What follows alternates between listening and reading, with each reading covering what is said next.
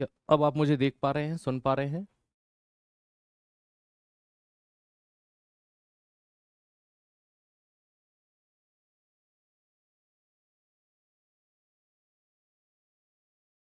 अब आपको दिखाई दे रहा होगा। कुछ टेक्निकल एरर आ गई थी, है ना, जो मुझे यहाँ पर विजिबल हो रही थी। अब आप शायद मुझे देख पा रहे होंगे, सुन पा रहे होंगे बहुत अच्छे से। चलिए, नमस्कार, नमस्ते, नमस्ते। चलिए, जय हिंद, नमस्कार, नमस्ते। Only sound. अब आप मुझे देख भी पा रहे होंगे, साउंड भी आपको विजिबल हो रहा होगा। ठीक है। हो जाता है कभी कभी, क्या होता है, ये टेक्निकल चीज़ें हैं, है ना, तो हो जाता है कभी कभी। है ना, कल तो वैसे भी क्लास नहीं होना था, मैंने आपको, है ना, सैटरडे के दिन बता दिया था कि मंडे को क्लास नहीं होगी। आज होनी है हमारी क्लास। है ना, एटम मॉलिक्यूल का थर्ड पार्ट है, लेकिन आज जो हम यहाँ देखने वाले हैं वो क्या देखने वाले हैं? ठीक है, एटम और मॉलिक्यूल तो पढ़ेंगे ही, लेकिन उसमें भी क्या पढ़ने वाले हैं, तो आइए देखते हैं।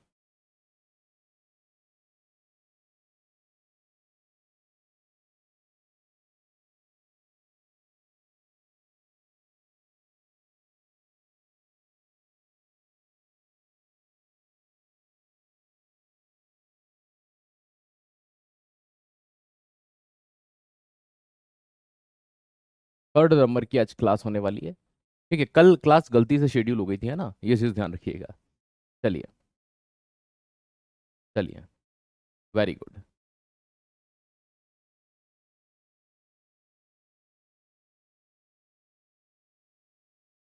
Very good. नमस्कार।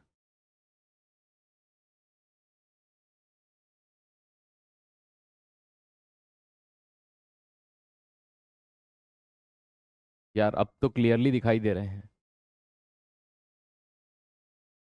एक बार जल्दी से बता दूं कि आप अब क्लियरली विजिबल हैं? है ना, कुछ बच्चे लेट जुड़ रहे हैं, इसलिए वो कह रहे होंगे शायद बफरिंग वगैरह है ना, जस्ट होता है स्टार्टिंग में जुड़ते हुए। चलिए। है ना, एकदम एक दो मिनट के बाद आप विजिबल देख पाएंगे, क्योंकि जो बच्चे जस्ट अभी जुड़े हैं भाई, क्लास तो आप शुरू से ही देखेंगे। चलिए, आइए, तो यहाँ पर आप आइसोटॉप्स भी देखेंगे आज। समस्थानिक समभारिक क्या होते हैं, और साथ में रेडियो एक्टिविटी भी देखेंगे।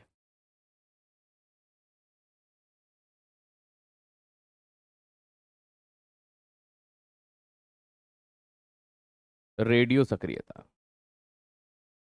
ठीक है, और इसी में आप एक चीज और पढ़ेंगे आज, नाभिकीय संलयन, विखंडन, ये सारी चीजें भी देख पाएंगे।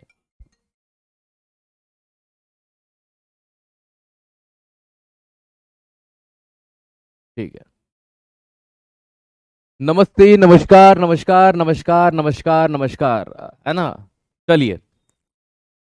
है ना, आपकी आवाज बड़ी मस्त लगती है सर, वॉइस आर्टिस्ट बन जाइए भैया। है ना, हाँ, मास्टर रहने दो यार हमको। काहे नई नई चीजें लेकर के आते हो? तो चलिए शुरू करते हैं बिना किसी देरी के साथ में, प्यारी दोस्त। वेरी गुड, नमस्ते। चलो, सबसे पहले आते हैं समस्थानिक के ऊपर, आइसोटॉप्स क्या होता है। देखो, सिंपल सी बात है। समस्थानिक क्या चीज होती है? एक ही तत्व का अलग अलग परमाणु द्रव्यमान में पाया जाना। एक ही तत्व के ऐसे परमाणु जिनके परमाणु क्रमांक समान किंतु परमाणु द्रव्यमान अलग अलग हो, जैसे यहाँ कार्बन का आप देख रहे हैं।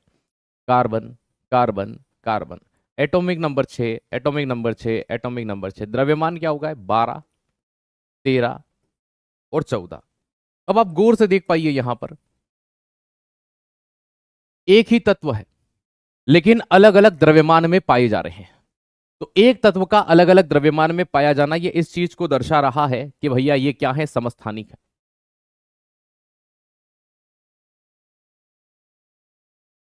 Very good. चलिए, मैं एक बार और इस क्लास को देख लेता हूँ। कुछ बच्चे लगातार कह रहे हैं कि रिपीट हो रही है, कुछ ऐसा।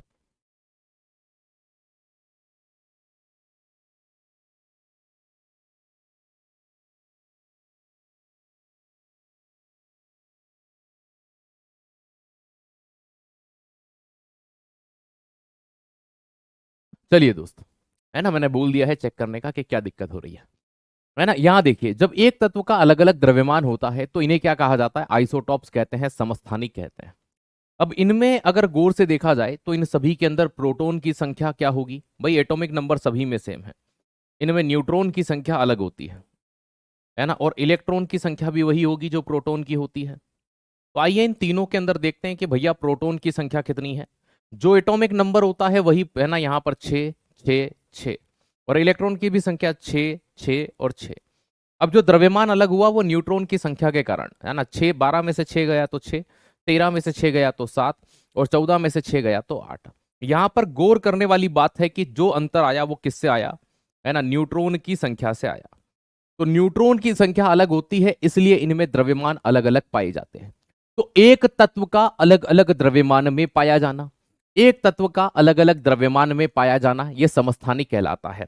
कुल मिलाकर के same atomic number but different atomic mass, also known as, भैया हम इन्हें क्या कह सकते हैं, हम इन्हें कह सकते हैं कि ये जो तत्व है ये समस्थानिक है। ठीक है, इन चीजों को आप यहां ध्यान रखेंगे। तो एक ही तत्व का क्या पाया जाना, अलग अलग द्रव्यमान में पाया जाना। जैसे कि अब यहां आपने C14, इनको ऐसे ही लिखा जाता है C14। C14 का सबसे ज्यादा यूज कहां करते हैं, फाउंड एज ऑफ फॉसिल। ये यहां पर आप देख सकते हैं, finding the age of fossil, जीवाश्म की आयु ज्ञात करने के लिए किसका उपयोग किया जाता है, C14 का यूज किया जाता है। ऐसे कई समस्थानिक होते हैं जिनके अलग अलग उपयोग होते हैं। आइए मैं, ये एक है, मैं ऐसे कई एग्जाम्पल आपको और भी दे सकता हूं, है ना। आप यहां पर देखते हैं, एक तो आपने ये देखा, एक आप यहां पर देखते हैं भैया और एग्जाम्पल में, है ना, यूरेनियम। यूरेनियम का एटॉमिक नंबर 92, एक होता है 235 235। लेकिन जब आप उसको कहां पर देखते हैं, है ना भैया, पीरियोडिक टेबल में, तो वहां पर तो 238 लिखा हुआ मिलता है। तो ये यूरेनियम के दो समस्थानिक यहां पर भी मिलते हैं। तो भैया ये यू का मतलब यूरेनियम हो गया, ये यूरेनियम के क्या है, समस्थानिक है, आइसोटोप है। इन आइसोटोप में भी एक चीज तो बिल्कुल 100% सेम है कि इनमें जो प्रोटॉन की संख्या होगी, इनमें जो इलेक्ट्रॉन की संख्या होगी, वो तो सेम है दोनों के अंदर। ठीक है, पहले वाले के अंदर भी कितने हैं, 92, दूसरे वाले के अंदर भी कितने हैं, 92, इलेक्ट्रॉन की संख्या भी 92 और 92। लेकिन जो न्यूट्रॉन की संख्या है वो इन दोनों में अलग होती है। पहले वाले में अगर 5 में से 2 जाएगा, 23 में से 9 जाएगा तो 14, 143 निकल करके आता है। और यहां में से 8 में से 2 जाएगा तो 6, अर्थात 146 निकल करके आएगा। तो ये देखिए, यहां पर न्यूट्रॉन की संख्या अलग होती है। तो न्यूट्रॉन की संख्या का अलग होना यह चीज दर्शा देता है कि इनके द्रव्यमान अलग होंगे, और ये चीजें क्या कहलाती है भैया, समस्थानिक कहलाती है, आइसोटॉप्स कहलाते हैं। यूरेनियम 235 बहुत फेमस है, यह चीज आपको ध्यान रखनी है, बहुत ही ज्यादा फेमस है। इसका यूज कई जगह पर होता है, जैसे कि, है ना, ये फ्यूल होता है, ईंधन होता है। कहाँ का ईंधन होता है, तो ये ईंधन है परमाणु संयंत्र का, एटॉमिक रिएक्टर।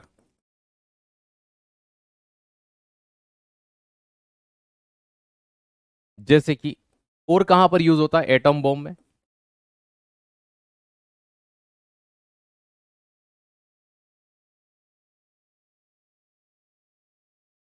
और कहां पर यूज होता है, यूरेनियम डेटिंग में।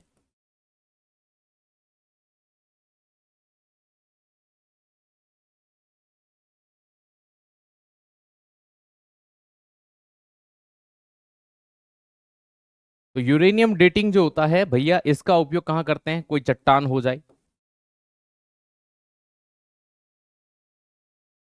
जैसे रॉक्स, या कोई पत्थर, या फिर कोई ग्रह मान लीजिए।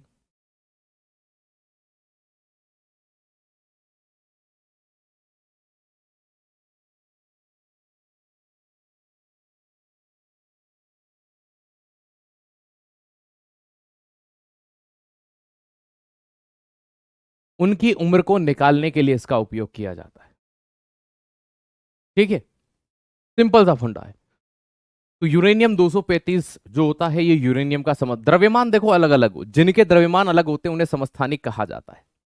ठीक है, हाँ जी, हमको सबके मैसेज दिखल बानी, है ना, दिख रहे हैं हमको सभी के, है ना कमेंट्स दिख रहे हैं, लेकिन हम सभी के जवाब तो दे नहीं सकते हैं, तो आप सभी के कमेंट हमें दिखाई दे रहे हैं, बड़े अच्छे से दिख रहे हैं। ठीक है, चलिए भाई, ओके, आ जाओ यहां पर। कितनी क्लासेस होंगी, क्या टॉपिक है, ये मैं पहली दूसरी क्लास में ही बता देता हूं, तो प्लीज चेक करिए उसको। ये देखिए, जैसे हाइड्रोजन एकमात्र ऐसा समस्थानिक है जिसके अलग अलग नाम है, बाकी के तो द्रव्यमान लिखते हैं, जैसे कि C12 लिखा हमने भैया, है ना, C13 लिखा, है ना, यूरेनियम 200, उनके द्रव्यमान लिखते हैं पीछे। लेकिन हाइड्रोजन अकेला ऐसा है कि जिसके नाम है, जैसे 1H1 को प्रोटीरियम, 1H2 को ड्यूटीरियम, 1H3 को टाइटेरियम।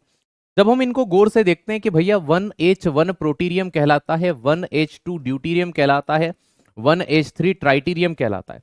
इन तीनों में भैया प्रोटॉन की संख्या फिक्स है, इनमें प्रोटॉन कितना होगा, इनमें भैया इलेक्ट्रॉन कितना होगा, ये सब फिक्स है।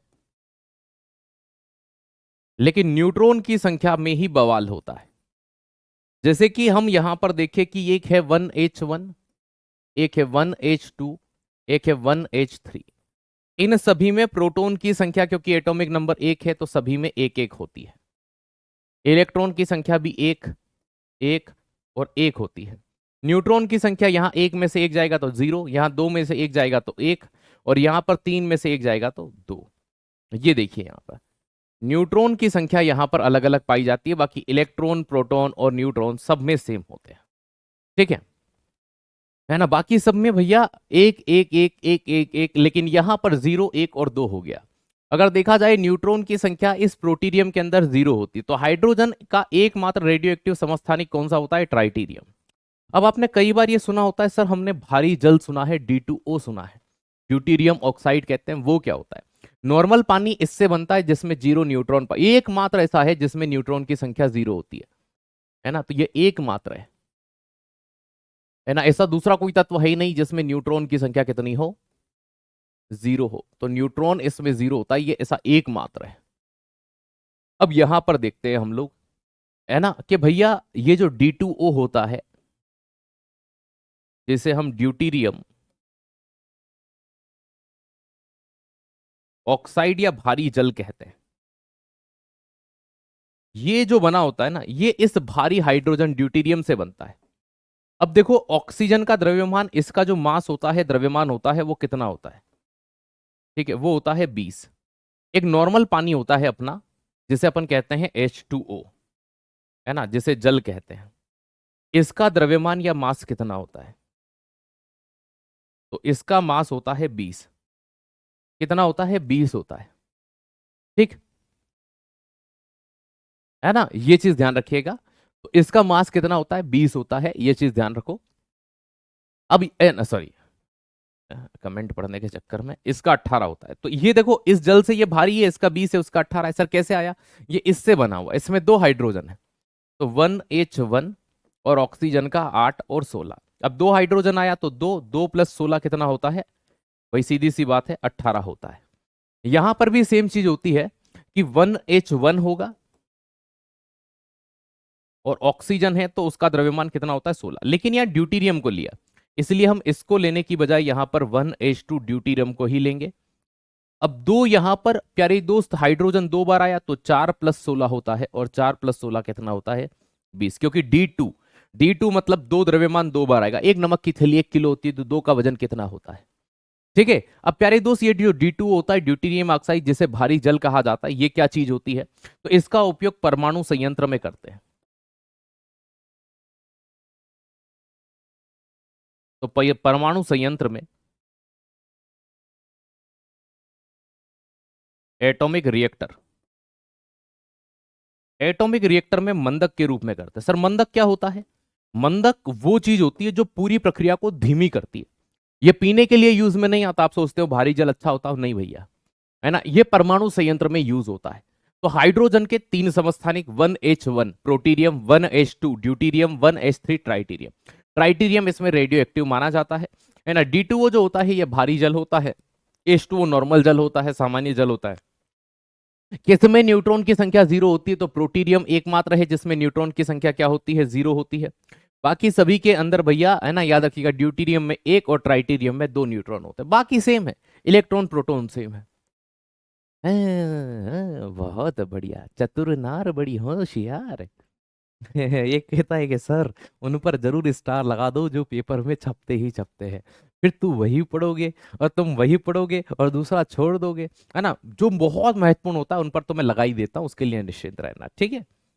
चलो, पोलोनियम। पोलोनियम जो तत्व है ना, इसमें सर्वाधिक समस्थानिक वाला तत्व है ना। 118 तत्वों में याद रखिएगा, हाईएस्ट आइसोटोप अगर किसी के हैं तो वो किसके होते हैं? पोलोनियम के होते हैं। किसके होते हैं? पोलोनियम के। कुछ और आइसोटोप्स के बारे में मैं आपको बता देता हूं। एक आयोडीन का होता है 131, ठीक है, ये ध्यान रखना। सोडियम 24। तो आयोडीन 131 का यूज कहां किया जाता है? आयोडीन 131 का याद रखिएगा, घेंगा, या इंग्लिश में जिसे गोइटर कहते हैं, के ट्रीटमेंट में, ठीक है। और सोडियम 24 का रक्त या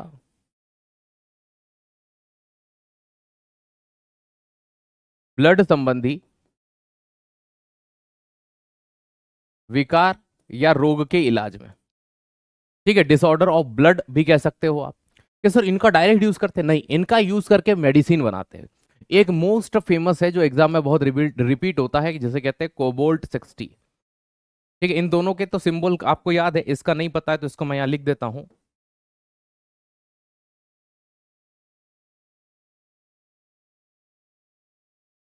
कोबाल्ट 60। तो कोबाल्ट 60 का यूज कहां पर किया जाता है? ट्यूमर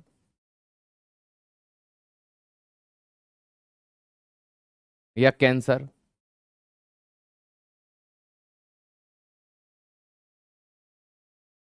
ट्रीटमेंट या इलाज में।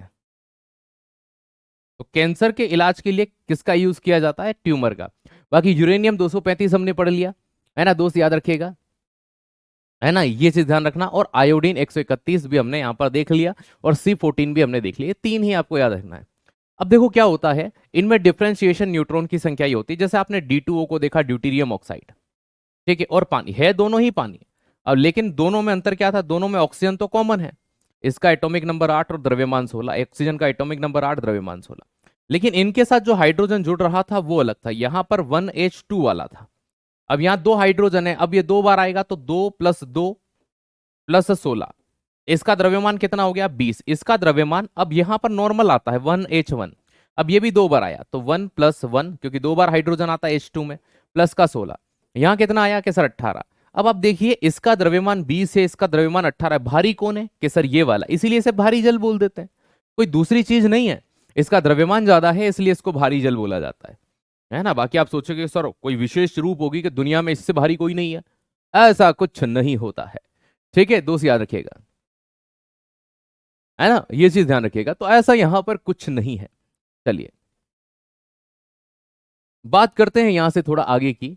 तो समभारी का क्या होता है? ये थोड़ा सा उल्टा है भाई, कि सर मतलब, अरे उल्टा सा मतलब बहुत सरल है ये। देखो, अब अलग अलग तत्व होते हैं। जैसे मान लीजिए, मैं आपको एक समझाता हूँ, एक तरीका बताता हूँ। आपको समस्थानिक समझ नहीं आते, मैं आपको एक तरीका, एक पिताजी की तीन औलाद। अब एक पिताजी की तीन औलादें, क्या तो तीनों वजन में एक जैसी हो सकती है सर कैसी बात कर रहे हो? पिताजी की तीन औलादें, लेकिन जरूरी थोड़ी वजन समान हो, ऐसा नहीं हो सकता। तो सेम वही चीज समस्थानिक होती है। एक ही पिताजी की औलादें हैं लेकिन सब वजन में अलग अलग हैं। तो कहने का मतलब ये कि एक तत्व जब अलग अलग वजन में पाया जाए वो समस्थानिक। अब आप और आपका दोस्त और एक आगे और कोई दोस्त रहता है, तीनों अलग अलग पिताजी की संतानें हैं, मतलब तीनों के पिताजी अलग अलग हैं, लेकिन तीनों 60-60 किलो के हैं, ये उनमें समानताएं हैं। तो मतलब अलग अलग तत्व का समान द्रव्यमान में पाया जाना समभारी के आइसोबार्स कहलाता है। कि सर जब मतलब समझ नहीं आया, जैसे कि कार्बन, है ना, या फिर कार्बन मत लीजिए, है ना, आप लीजिए यहां पर ऑर्गन, पोटेशियम और कैल्शियम। इसका एटॉमिक नंबर 18, इसका एटॉमिक नंबर 19, इसका एटॉमिक नंबर 20। लेकिन इनका द्रव्यमान देखो, इसका भी 40, इसका द्रव्यमान भी 40। सब समानता बस यही है कि इनके द्रव्यमान 40 है, बाकी इनमें किसी चीज तरह की कोई समानता नहीं। अब आप कहोगे कि सर प्रोटॉन की समानता हो सकती है, इनमें इलेक्ट्रॉन की समानता हो सकती है, आप कहोगे सर इनमें न्यूट्रॉन समान हो सकते हैं, है ना, इन तीनों के अंदर सर कुछ तो समान होगा, ऐसा तो मान ही नहीं सकते कि, है ना, ऐसा फिर कैसे हो सकता है? तो AR मतलब ऑर्गन, के का मतलब पोटेशियम, और फिर क्या आ गया, के का मतलब कैल्शियम। ठीक, तो हमने यहाँ 3 तत्व लिए थे। एक का नाम ऑर्गन, में लिख देता हूं, कभी कोई बच्चे कहें सर हमको इनके पूरा नाम नहीं पता, तो ऑर्गन। ठीक, एक हमने लिया के का मतलब पोटेशियम। ठीक है, इसका वास्तविक नाम केलियम। और सी का मतलब क्या होता है, कैल्शियम। अब यहां देखिए, ऑर्गन के अंदर एटॉमिक नंबर कितना था, 18, तो उसमें 18 ही इलेक्ट्रॉन है, उसमें 18 ही इलेक्ट्रॉन है, 18 ही प्रोटॉन है, और इन दोनों के बीच का डिफरेंस 22 होता है, तो 22 उनमें न्यूट्रॉन है। अब पोटेशियम का एटॉमिक नंबर 19, तो भाई प्रोटॉन की संख्या भी कितनी होती है, 19, इलेक्ट्रॉन भी कितना, 19, और 40 में से 19 गया तो 21, ये उसमें न्यूट्रॉन होते हैं। कैल्शियम का एटॉमिक नंबर 20, तो प्रोटॉन भी 20, इलेक्ट्रॉन भी 20, है ना, ये चीज ध्यान रखिएगा, कितना है, 20। लेकिन 40 में से 20 गया तो यहां क्या बचता है, 20 बचता है। ठीक, तो प्रोटॉन, इलेक्ट्रॉन, न्यूट्रॉन, 20 20 20।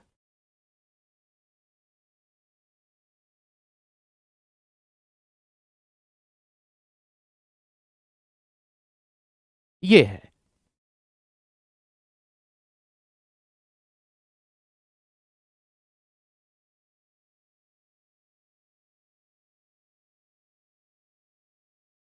हाँ, कल क्लास होगी। ठीक है, अपनी तो शाम को क्लास है यार, सुबह जितनी पतंग उड़ानी है उड़ा लेना, जितनी है ना भाई साहब, वो चिक्की खानी है, जो खाना है खा लेना। ठीक है, जो चीजें करनी है कल कर लेना, है ना, लोहड़ी मनानी है मना लेना, पतंग उड़ानी है उड़ा लेना, मकर संक्रांति में अपना हम शाम 7 बजे मिलेंगे, यही दिक्कत है। चलिए, तो ये चीज यहां पर आप ध्यान रखना, ओके। चलो आगे आते हैं, सम न्यूट्रॉनिक, जिनमें न्यूट्रॉन की संख्या समान हो, कोई मतलब नहीं है, देखो नाम से सीधा स्पष्ट है, तत्व अलग अलग ही होंगे, तो भिन्न भिन्न तत्वों के, है ना, ऐसे परमाणु जिनमें पाए जाने वाले न्यूट्रॉन की संख्या अलग होती। सबसे फेमस एग्जांपल C, N और O होता है। अब देखो, इसका एटॉमिक नंबर 6, इसका 7 और इसका 8, है ना। भाई यहां पर द्रव्यमान 14, यहां पर 15 और यहां पर 16, गौर से देखा जाए तो कोई समानता नहीं, लेकिन इनमें एक समानता निकलेगी। देखना, जब हम प्रोटॉन की बात करते हैं, जब हम इलेक्ट्रॉन की बात करते हैं, और जब हम न्यूट्रॉन की बात करते हैं,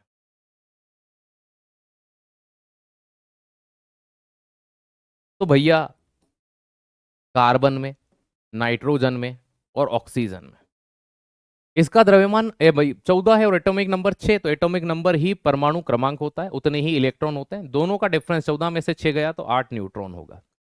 ठीक, नाइट्रोजन का एटॉमिक नंबर 7 है, तो 7 प्रोटॉन होंगे, 7 न्यूट्रॉन होंगे, है ना, कि इलेक्ट्रॉन होंगे, इलेक्ट्रॉन 15 में से 7 गया तो बचेगा 8, 8 आपके न्यूट्रॉन होंगे।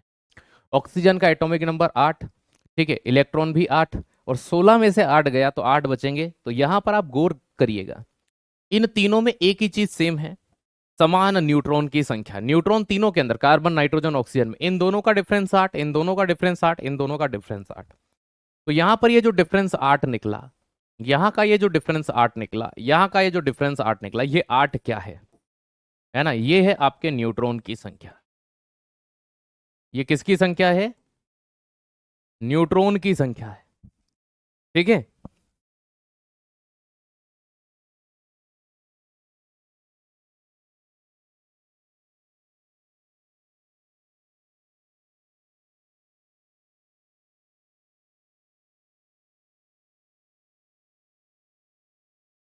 ठीक है।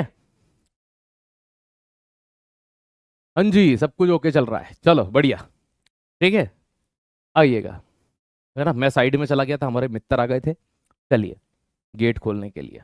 तो ये न्यूट्रॉन की संख्या है ना, तो न्यूट्रॉन यहां भी 8, यहां भी 8, यहां भी 8, तो 8 8 8 इस तरह से पाए जाते हैं। तो जिनमें न्यूट्रॉन की संख्या समान वो समन्यूट्रॉनिक, जिनमें भैया भार समान वो समभारिक, और जिसमें एक ही तत्व का अलग अलग द्रव्यमान हो तो वो समस्थानिक। 3 चीजें आपने अभी यहां पर पढ़ी, और 3 ही हमको पढ़नी थी, इससे ज्यादा नहीं। ठीक है, अब यहां से हम थोड़ा आगे बढ़ते हैं, हम आपको वो चीज पढ़ाते हैं जिसका मुझे था इंतजार, वो घड़ी आ गई। तो हम यहाँ क्या पढ़ने वाले हैं प्यारे, हम यहाँ पढ़ेंगे रेडियो एक्टिविटी। सर ये क्या होता है, हमने तो खाली यही सुना है, रेडियो है तो 98.6 एफएम बजा लेते हैं। ये क्या होता है रेडियो एक्टिविटी, आइए देखते हैं।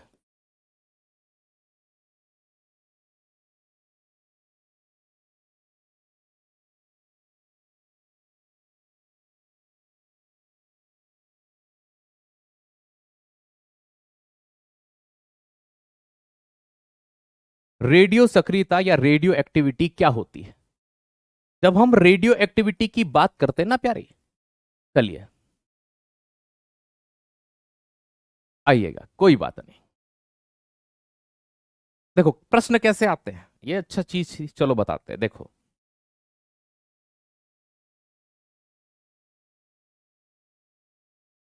एक तत्व या एलिमेंट का एटॉमिक नंबर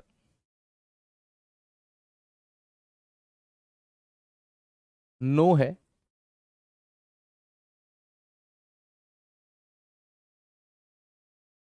उसका द्रव्यमान या मास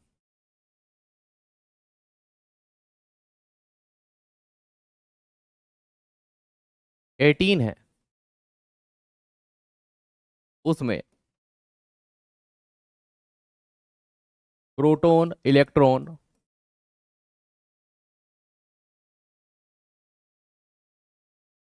न्यूट्रॉन बताओ।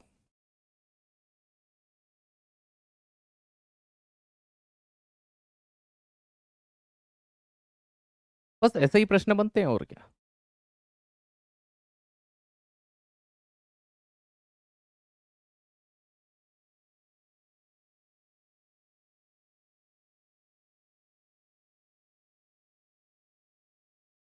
बताइए।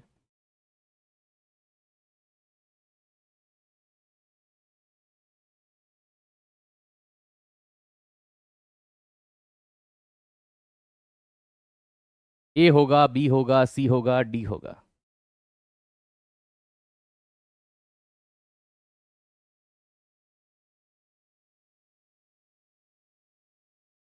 इसमें कौन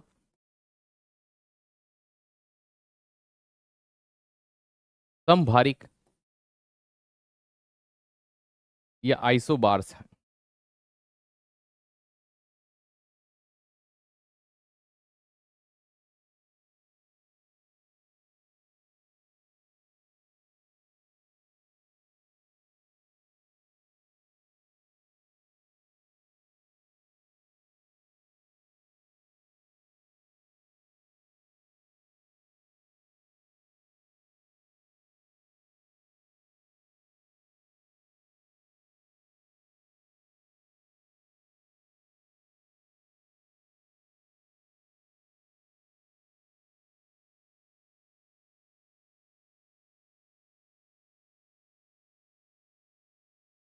बहुत बढ़िया। Option number A is the right answer, यहां पर ए सही है। यहां पर क्या सही होगा, समभारिक बताना है। समभारिक का मतलब क्या होता है?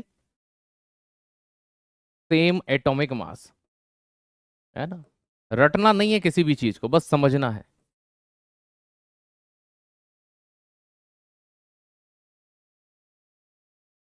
समान परमाणु द्रव्यमान, बहुत बढ़िया। क्या सर बी वाला है? इसमें जो है द्रव्यमान यहां पर बिल्कुल सही दिख रहा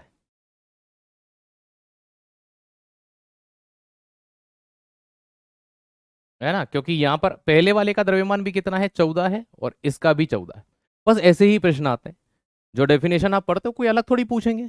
चलिए अगली चीज, रेडियो एक्टिविटी क्या होती है? देखो रेडियो एक्टिविटी के बारे में मैं बताऊंगा आपको। सबसे पहले खोजा किसने, डिस्कवर्ड बाय। तो खोज की थी हेनरी बेकुरल ने। एक चाचा थे हेनरी चचा, उन्होंने खोजा इसको। और नाम किसने दिया?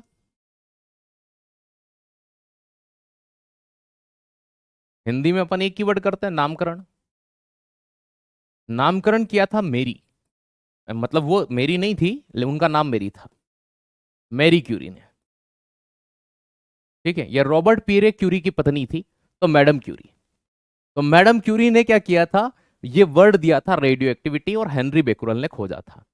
इसीलिए आज के समय में रेडियो एक्टिविटी का जो एसआई मात्रक होता है, आप फिजिक्स पढ़ेंगे तब ये चीज पढ़ते हैं कि इसका मात्रक क्या है, तो इसका मात्रक बेकुरल ही है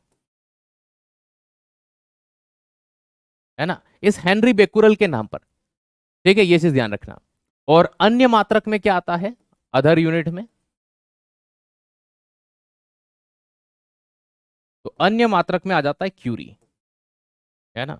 अगर आप मालवी लैंग्वेज में, है ना, थोड़ा सा जाते हैं, या फिर थोड़ा सा, है ना, मुस्लिम टर्म, क्यूरी तूने ये काम नहीं किया, क्यूरी तूने वो काम नहीं किया, तो ये वो क्यूरी होता है। मैडम क्यूरी एकमात्र ऐसी महिला है जिन्हें 2 नोबेल प्राइज मिले हैं। एक हेनरी बेकुरल, मैडम क्यूरी, और एक और व्यक्ति थे, इनके पति रॉबर्ट पीरे क्यूरी। इन तीनों को एक साथ में एक नोबेल प्राइज मिला था भौतिकी का, रेडियो एक्टिविटी के लिए। हालांकि ये भौतिकी का टॉपिक भी होता है, पर बिना केमिस्ट्री के नहीं पढ़ा जाता। अब रेडियो एक्टिविटी होता क्या है सर, ये तो हमने सारी चीजें पढ़ ली। देखो, रेडियो एक्टिविटी तुम अपने आप में भी रखते हो कि सर कैसे, देखो तुम अपने आप को क्या करते हो, पूरा करना चाहते हो, तुम अधूरे हो, तो तुम अपने अंदर से कुछ चीजें निकालते हो। ठीक है, कि तुम मोहब्बत हो मेरी, तुम्हारे बिना मैं जी नहीं सकता। ठीक है, तुम सामने वाले को प्रभावित करने के लिए कुछ शायरी निकालते हो, कुछ बातें करते हो, कुछ अन्य चीजें करते हो। ये सेम वैसा ही करते हैं ये अपने आप के, है ना, याद रखना, ऑर्बिट को, अष्टक को पूरा करने के लिए अपने अंदर से अल्फा बीटा गामा किरणों को निकालते हैं। तो अल्फा निकली, बीटा निकली, गामा निकली, इस तरह से ये चीजें होती हैं। ठीक है, तो ये क्या करते हैं, अपने आप को पूरा करने के लिए अपने अंदर से अल्फा बीटा और गामा किरणें निकालते हैं। इसीलिए ये रेडियो एक्टिव तत्व खतरनाक होते हैं। क्या होते हैं, खतरनाक होते हैं, क्योंकि अगर ये अल्फा, मान लीजिए तुमने कहा तुम मेरी मोहब्बत हो, तुम्हारे बिना जी नहीं सकता, कहना था किसी और से, कह किसी और से गए, तो फिर विवाद ही होंगे कि हाँ सर बात तो सही है, अपवाद ही होंगे। अब ऐसी स्थिति में यहां भी होता है, ये अल्फा बीटा अपने आप को पूरा करने निकला, लेकिन किसी इंसान के, किसी जानवर के शरीर में घुस जाए तो भाई साहब हम जैसे के लिए तो कैंसर ही करेंगे, है ना, हानिकारक होंगे। तो ये दोस्त याद रखिएगा, ये अपने अंदर से क्या निकालते हैं, जो रेडियो एक्टिव, अब रेडियो एक्टिव सर होंगे कैसे, तो देखो जितने भी रेडियो एक्टिव एलिमेंट होंगे,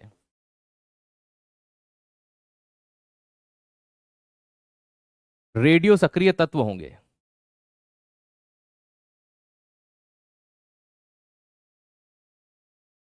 वो तत्व सभी मुख्य रूप से, देखो एक, जितने भी तत्व हैं, एटॉमिक नंबर, हिंदी में कहें तो परमाणु क्रमांक,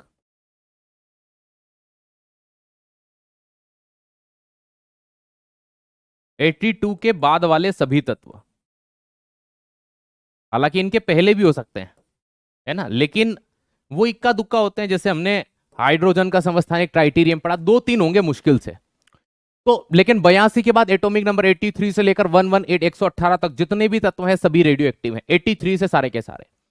और ये अपने अंदर से कौन सी किरणें निकालते हैं, अल्फा बीटा और गामा किरणें निकालते हैं। तो ये अपने अंदर से जिन किरणों को निकालने के लिए जाने जाते हैं, ये वो कौन सी किरणें निकालते हैं, तो रेडियो एक्टिव तत्व याद रखना,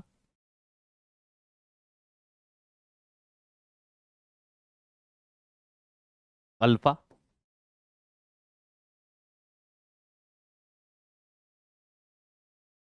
बीटा और गामा, किरणों मतलब रे,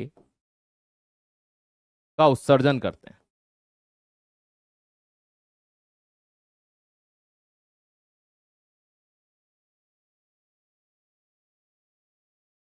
हर कोई अधूरेपन को पूरा करना चाहता है, इनका कोई मेन मोटिव बस ये है कि ये कैसे भी करके अपने आप को पूरा कर लें, तो ये रेडियो एक्टिव एलिमेंट्स कहलाते हैं। तो ये अपने अंदर से अल्फा बीटा और गामा किरणों को निकालते हैं, और यही अल्फा बीटा गामा किरणें जो होती है, जैसे आपने एक्सरे का नाम सुना, रोइंटजन ने जिसको खोजा, वो हमारे शरीर के भैया टूटी फूटी हड्डियां बता देती है। गामा किरणें हमारे स्किन के आर पार हो जाती है, हमारी त्वचा के आर पार होने की क्षमता, अल्फा नहीं निकल सकती, बीटा निकल जाएगी, गामा निकल जाएगी। ठीक है, तो ये चीज ध्यान रखिएगा। तो ये रेडियो एक्टिव होते हैं जिनकी खोज हेनरी बेकुरल ने की थी। हाँ, कल क्लास होगी शाम 7 से 8। ठीक है, ऐसा यूनिट क्या होती है, बेकुरल होती है, अन्य मात्रक क्या होता है, क्यूरी होता है। ठीक है, रेडियो सक्रियता, तो ये चीज यहां पर समझनी होगी, है ना। तो रेडियो एक्टिव एलिमेंट क्या होते हैं, वह तत्व जो अपने आप के नाभिक को पूरा करना चाहते हैं। उन तत्वों की अगर बात की जाए तो वो अपने अंदर से अल्फा बीटा गामा किरणों को निकालते हैं। ठीक है, ये चीज ध्यान रखिएगा। ओके। प्लीज डिटेल से, बेटा ये डिटेल ही है ना, इससे ज्यादा डिटेल करने जाएंगे तो फिर पीएचडी होगी जो आपके लिए आवश्यक नहीं है। ठीक है, चलिएगा। अब यहां पर रेडियो एक्टिविटी के बारे में पढ़ा हमने, सारी चीजें पढ़ी, मैं मैडम क्यूरी की बात करता हूं।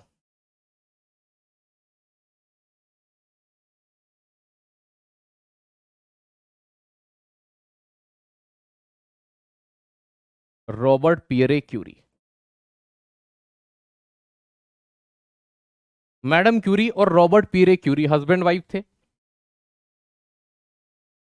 इन्होंने दो तत्वों को खोजा। मैडम क्यूरी ऐसी महिला है जिन्हें दो नोबेल प्राइज मिले थे, एक 1903 में, एक 1911 में। ठीक है, इन्होंने दो तत्वों की खोज की।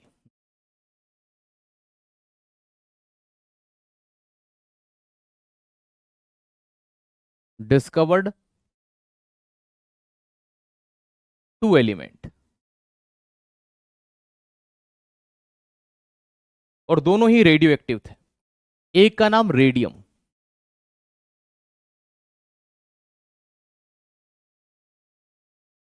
और दूसरे का नाम पोलोनियम।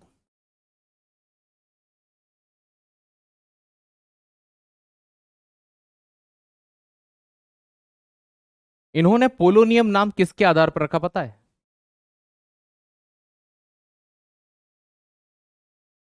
अपने देश पोलैंड के नाम पर, है ना। तो रेडियम की खोज इन्होंने किससे की थी? तो रेडियम की खोज इन्होंने, दोस्त याद रखना, U3O8, पिंच ब्लेंड बोलते हैं जिसे।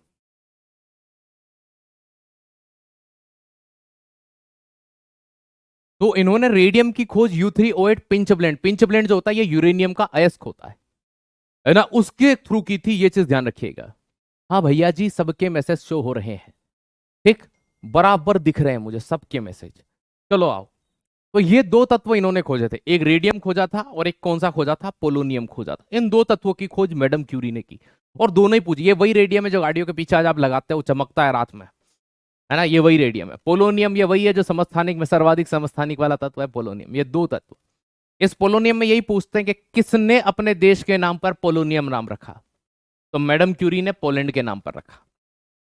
अब देखो, इतनी चीजें आपने बहुत अच्छे से पढ़ ली। अब एक चीज निकल करके ये आती है कि भैया वो क्या चीज होती है कि जिसके माध्यम से परमाणु रिएक्टर बने, परमाणु बम बने, नाभिक की संलयन, नाभिक की विखंडन, सूर्य में ऊर्जा किससे होती है, क्या चीज होती है?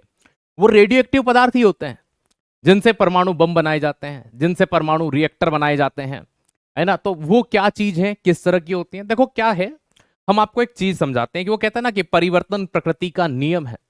तो पहले कोयला बहुत चला, पेट्रोल डीजल चला, लोग उसका विकल्प तलाशते तलाशते एक ऐसे ईंधन पर पहुंचे। जैसे मैं आपको एक सिंपल सा एग्जांपल चल देता हूं। जैसे आप 15-16 साल की उम्र में कोई एक वाहन चलाना शुरू करते हैं। अगर आप 100 साल जीते हैं और उस वाहन को चलाते हुए जितना फ्यूल जलाएंगे, है ना, अब उस फ्यूल में मात्र आप ये मान लीजिए कि 50 ग्राम यूरेनियम अगर आप एज अ फ्यूल यूज कर पाते तो आपके पूरा जीवन कट जाता, लेकिन वो फ्यूल खत्म नहीं होता। इतनी ज्यादा एनर्जी वो प्रोड्यूस कर सकता है। लेकिन दिक्कत क्या है? दिक्कत ये है कि वो अपने अंदर से अल्फा बीटा और गामा किरणें रिलीज करता है। वो हमारे शरीर के अंदर अगर लगातार उसके संपर्क में आएंगे तो हमें कैंसर हो सकता है। मैडम क्यूरी भी इस रेडियम के ऊपर बहुत ज्यादा काम किया, इसलिए अंत में इनके जो फेफड़े वगैरह थे वो भी उस चीज से इंपैक्ट हुए, प्रभावित हुए, तो आगे इन्हें भी परेशानियां हुई। तो धीरे धीरे एक चीज का निष्कर्ष निकाला गया, जितने भी रेडियो एक्टिव है ना तत्व होते हैं, उन कभी वो कहीं से जा रहे हो तो एक ऐसा निशान आप जरूर देखते हैं उसके चारों ओर।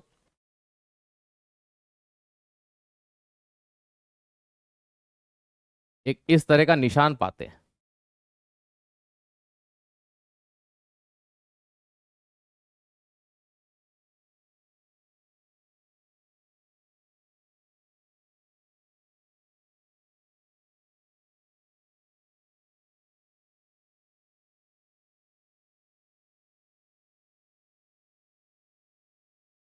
एक इस तरह का निशान होता है जो इस तरह से येलो होता है और ये वाले हिस्से ब्लैक बने होते हैं।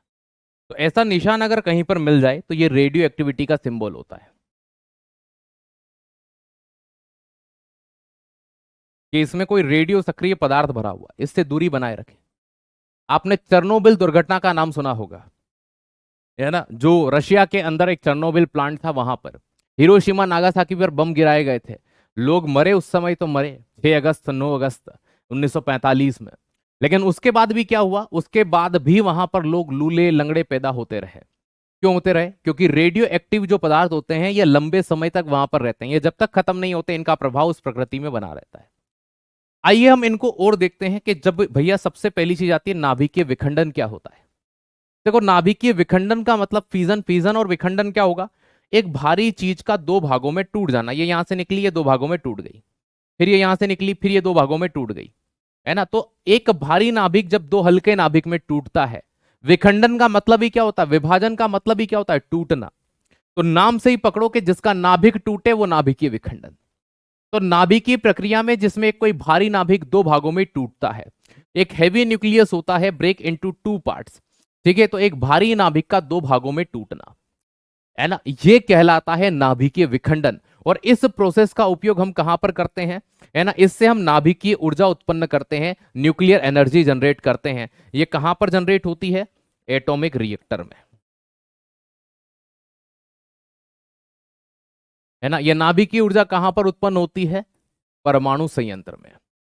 अब आप लोगों ने कई परमाणु संयंत्र का नाम सुना होगा, आप जब ज्योग्राफी पढ़ते हैं तो ऊर्जा वाला टॉपिक पढ़ते हैं, उसमें पढ़ते हैं कि भैया राजस्थान का रावत भाटा, ठीक है, काकरापारा गुजरात के अंदर, है ना भाई, और नीचे आते हैं तो तमिलनाडु के अंदर, है ना भाई, ऐसे कई जगह पर 6 से 7 रिएक्टर के बारे में आप पढ़ते हैं। मैं आपको मोस्ट प्रोबेबल दो चीजें बताना चाहता हूं कि वर्ल्ड में, है ना दोस्त याद रखिएगा, विश्व में पहला रिएक्टर कौन सा था। तो विश्व का फर्स्ट रिएक्टर जो था वो प्रोफेसर फर्मी के निर्देशन में बना। किसके निर्देशन में, प्रोफेसर फर्मी द्वारा। तो प्रोफेसर फर्मी जो थे, है ना, तो याद रखिएगा उन फर्मी ने बनाया। कहां पर बनाया था, United state of America, USA. USA का एक शहर है जिसे कहते हैं शिकागो। तो शिकागो के अंदर विश्व का पहला एटॉमिक रिएक्टर इन्होंने बनाया था। ठीक, ये वर्ल्ड में हो गया। इसी तरह से इंडिया की बात की जाए, भारत की बात की जाए, इंडिया या फिर आपसे अगर कोई कह दे एशिया का पहला, तो इंडिया का या एशिया का पहला रिएक्टर भी भारत में ही था, है ना, या इंडिया का पहला तो इंडिया में ही होगा भैया, फर्स्ट रिएक्टर, ठीक है ना। भारत और एशिया दोनों में भाई, भारत में पहली बार बना था, इससे पहले एशिया में कोई एटॉमिक रिएक्टर नहीं था। कब बना, तो 1956, 1956।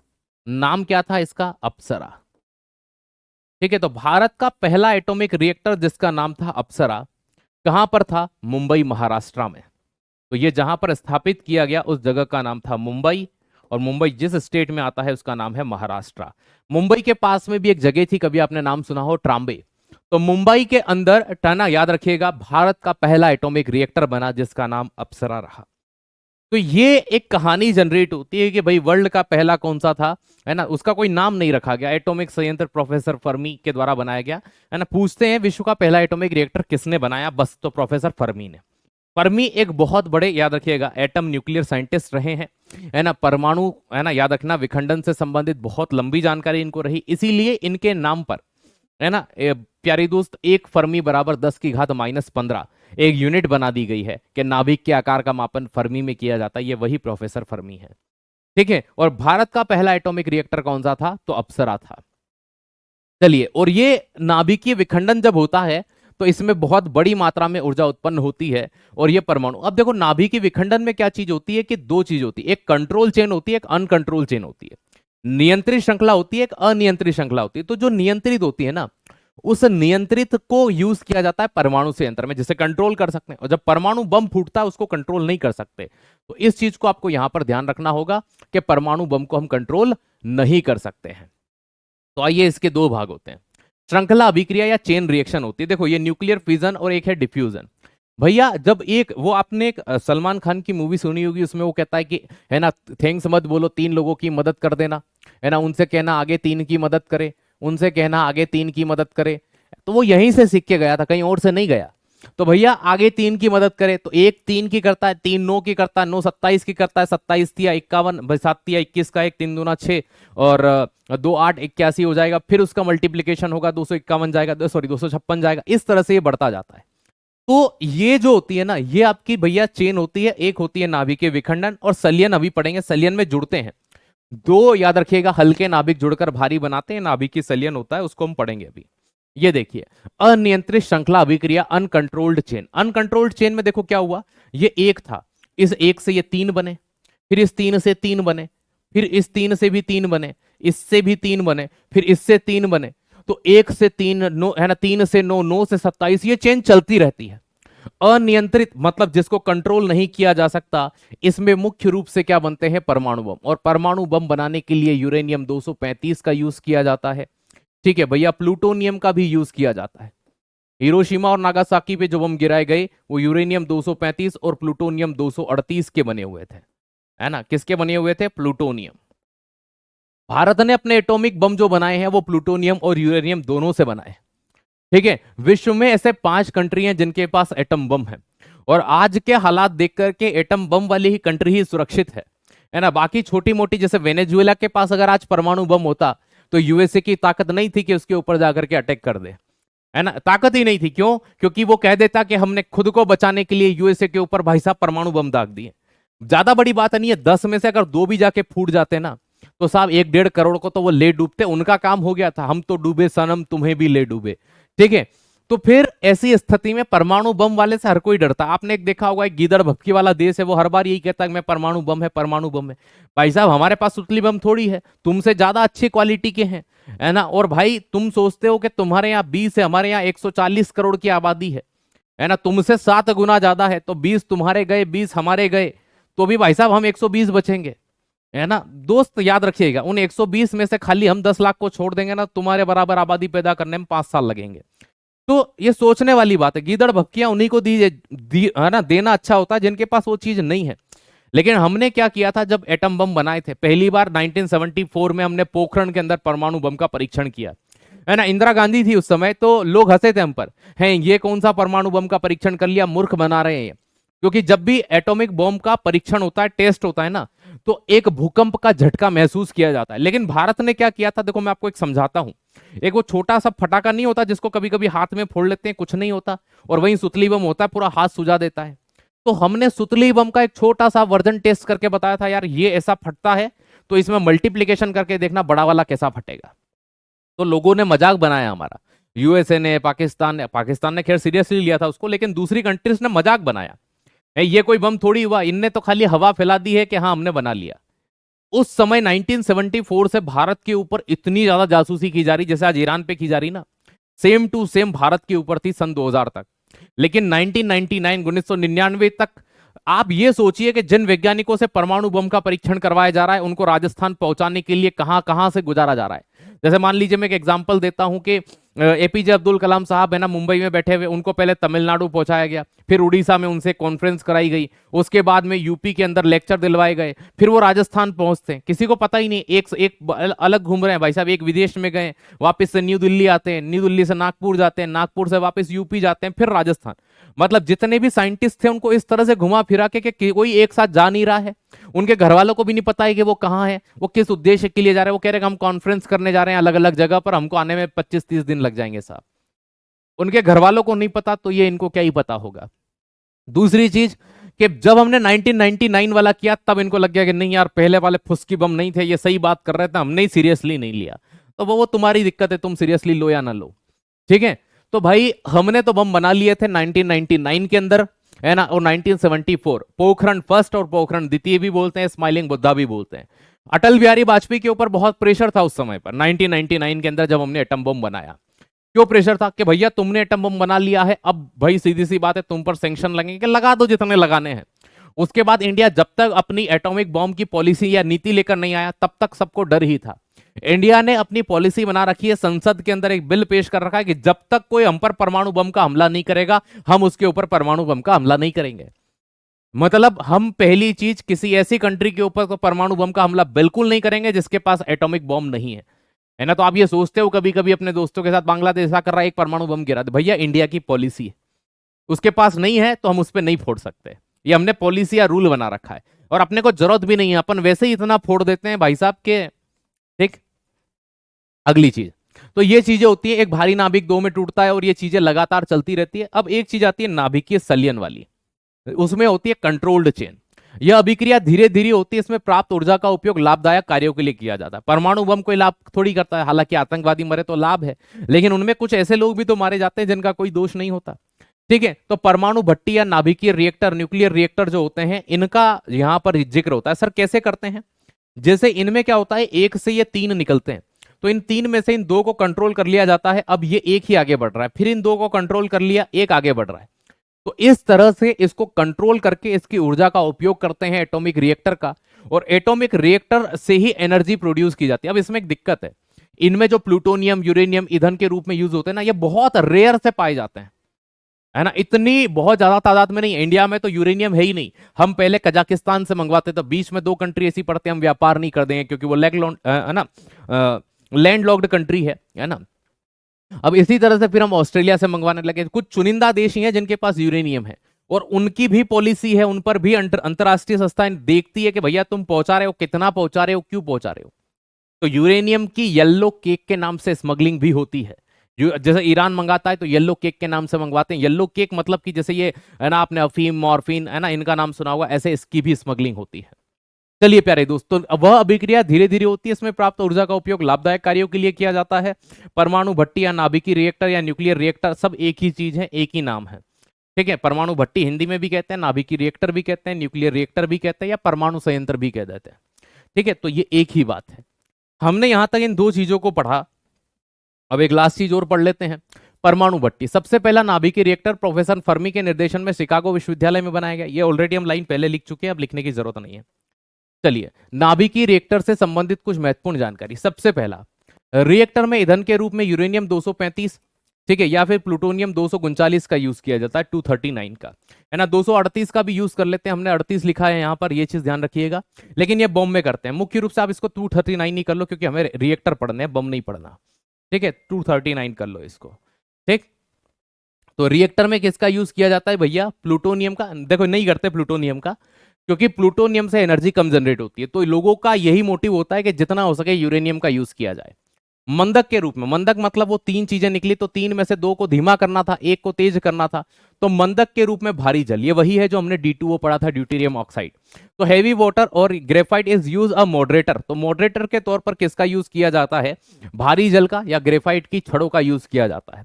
मंदक रिएक्टर में न्यूट्रॉन की गति को धीमा करता है, जिससे उसकी प्रोसेस जो होती है धीमी हो जाती है। मोस्ट रिपीटेड क्वेश्चन है ये।